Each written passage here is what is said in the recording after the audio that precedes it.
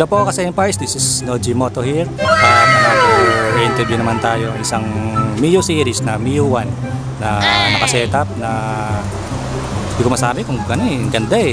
Sa mga bagong bago sa akin YouTube channel, like and subscribe para sa mga latest update na mga ipapakita ko sa inyo mga motor na mga magaganda at mga popoging motor.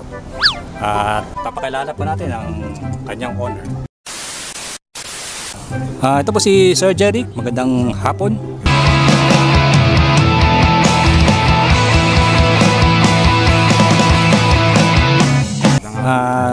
Taga saan po kayo, sir? Mukado State. Dito rin sa Valenzuela rin. Okay. Siya po ang may-ari nitong Mio Amore 2009 model. Pogi talaga, sir. Sir, anong ilang years na tong motor na to? 3 years na po yun eh. 3 years. Lang na po kasi ito nabili. Nabili mo ito second na. Pero 3 years sa'yo. Ano lang po yan. Di pa yan dati ganyan. Kumbaga may cover pa yan. Tapos ngayon, inano ko lang siya. Kumbaga parang street bike na style na lowered. Tapos pinalit ang mga accessories, binos ko na lahat. Mukhang madiin tong part mo eh. Naano ako, nasisilo ako. Huwag lang po talaga kasi oo nga eh. pag iniba kasi mga tornilyo sir. Parang kasi in love ako sa kumbaga ako kasi in love ako sa chrome. Parang naano ako eh, napapatingin ako pag chrome eh. Naka-chrome na rin. Okay, oo nga eh. Naka-chrome na rin po yan. Pati yung swing arms ko dun sa tambucho, naka-chrome na rin. Opo. Tapos yung mags naman po yan. Sa mags niya, no? Anong brand niyang mags niya? X-Speed po yan. X-Speed? X-Speed, no? Okay. Sir. Itong shocks mo? Yung sukat naman yung shock sir. Itong sukat ng shock ko na to, fast bike to sir eh. Fast bike? Okay. Bali 270mm, hindi naman masyado ka-lowered. Saktong lowered lang siya. Pero hindi pa siya ganun kasagad na lowered. Okay. So, parang nakalighten na rin itong crankcase mo, no? Oo sir. Nalighten mo.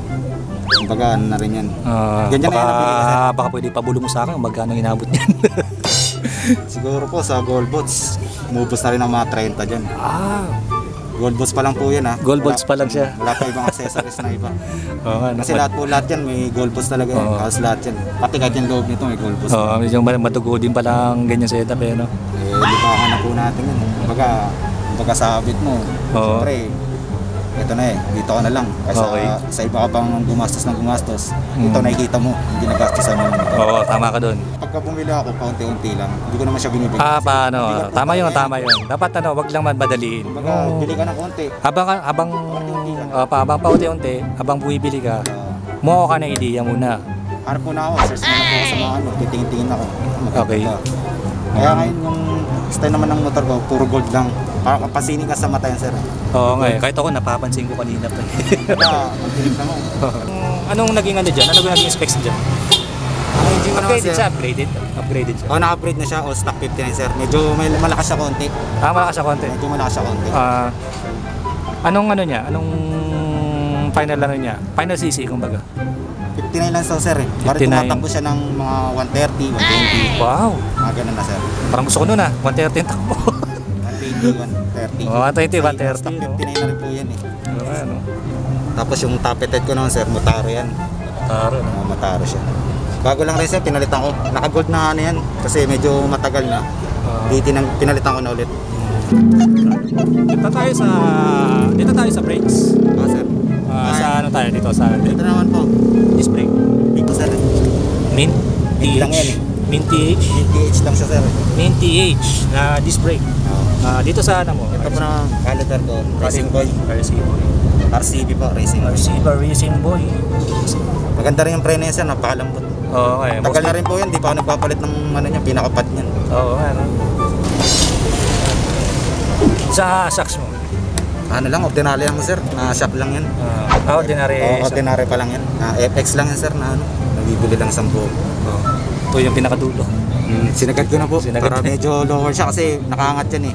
Binaba ko siya konti para may dating pagkasubsub. Yung iba kasi mga lower day, yung mga baso, bawas. Yung iba kasi sir, nagpapagawa na talaga yun. Sadyang nagpapagawa na sila. Ng patulad, functional, static. Pero sa akin, di muna. Kumbaga, gumawa, ko lang muna siya, binaba ko siya konti. Basta, ano, mukhang ganun din, di rin nakawala yung ano. Takat lang yan sir Chrome na din. ano, chrome lang. May nabibili rin po yung ganyan. Kaso Pero alaga. iba sa'yo, parang Plastic lang po yan. plastic siya, pero Alaga lang po kasi sa punas talaga. talagang sipag mo talaga magpunas. Ako, di ako tsaga dyan, sir. Sir, Linis lang, okay na. Kasi lang pagka, siyempre, pag nagpagandahan ng motor, Ah. kailangan gumagastos ka eh. Siyempre, alagaan mo rin. Oo. Tsaka Parang napansin di ko siya nito doon sa ano, napansin ko nitong ano mo, Texture paint tawag yan, sir. Yung mga- texture paint. Texture paint. Texture. Parang may pagka powder coat siya. Pagka ano gano'n. Hindi siya nababakbak pagka sobrang init. Hindi naman, sir. Hindi naman siya bumabakbak. Depende na lang yung sir eh. Kasi yung loob kasi ng tambucho ko maluwag yan eh. Kumbaga malaki yung pinaka-bagahe niya. Kaya hindi, pag uminit siya, hindi ganun kainit. Hindi Okay. katulad sa mga stock. Pag sa mga stock kasi, sir, maliit lang yung pinaka-loob niyan. Kaya mabis uminit. Okay. Nag-iiba rin kulay niya, sir, pagka-tagalan. Wow, mukhang legit ko nga sa'yo ah. Racing Boy. Bar na Dominance na yun, sir. domino din. Domino, baka naman. Dominance. Kabar na ng gold bar end pa. Tapos dito. Yung parang ano lang, sir. Carbon dip lang siya. Carbon dip ang ano, textured. No? Okay. Dito sa seats. Natong yan, sir. No? Oo. Flat seat lang yan ang natong. Flat seat. Tingnan natin kung ano yung flat seat. Hindi siya ganun kababa. Pagka sakto lang yung lowered sa pagka-upward. Sakto lang ano niya. Pero ito na talaga kulay niya since na Oh, sir, kumbaga kahit sa papel ganun din. pintura niya kasi, sir.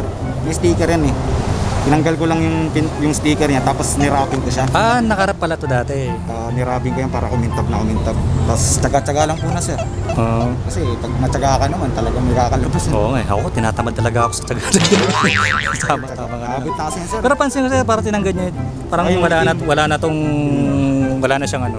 Meron itim yan, sir. Kinalas ko lang kasi sayang naman yung pintura ng chassis eh. Hindi lang Sa bagay, no?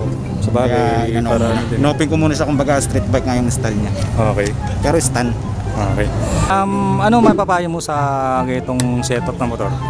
Sa ganito, sir. Payo ko lang sa nila, pag mag-set up sila ng motor, kailangan alagaan din nila yung motor nila. Kasi ginagastusan mo yan eh. Huwag mo lang pabayaan. Okay. Sa unas, parang tao lang to, sir eh. Pagka sa Parang girlfriend mo na rin. girlfriend mo, alagaan mo, di ba? Para di ka iwanan. Yung motor naman, sir, para siyempre ko lang, para hindi lumuma. Alagaan, unas, yan. Yan naman papayo ko sa akin. Kaya yung pesa-pesa, dahil lang bumili yan. Pagka may pera ka. Pag may pera lang, pag may budget, saka lang. Pero huwag rin bibiglayin kasi may magastos nga eh. Sa Okay. motor. Okay. Okay, nakikita niyo po ang kanyang motor na Mio Amore. Tama no? Okay. Sa mga bago lang rito, like and subscribe. Pwede nyo ko i-PM dito sa Facebook page ko na Noji Moto PH para sa mga gusto magpa-interview kung mapakita kayo ng magandang motor kahit anong genre, Thai look, street bike, advanced concept, custom bike, or like this ganitong motor na pogi. Sakto. Okay po. Okay po. Ganito na po ang aking video. Ingat parati sa mga biyahe. Manalangin bago umalis. Ride safe. God bless.